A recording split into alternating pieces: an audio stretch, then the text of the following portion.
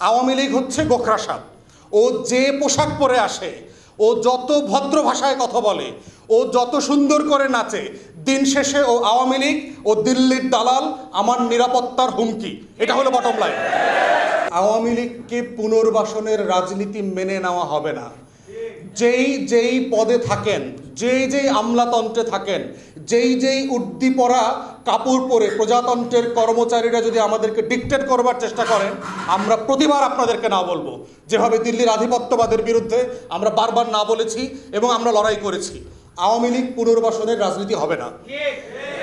এখন দেখেন দ্বিতীয় পর্ব, দেখেন আওয়ামী লীগ পুনর্বাসনের।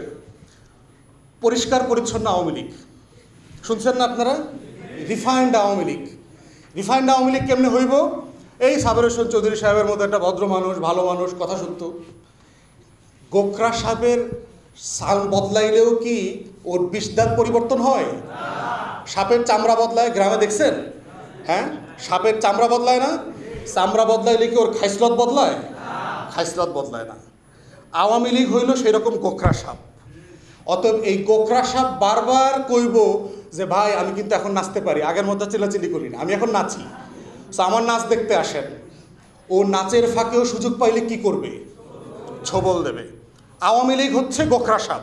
ও যে পোশাক পরে আসে, ও যত ভদ্র ভাষায় কথা বলে, ও যত সুন্দর করে নাচে, দিন শেষে ও আওয়ামী লীগ ও দিল্লির দালাল, আমার নিরাপত্তার হুমকি।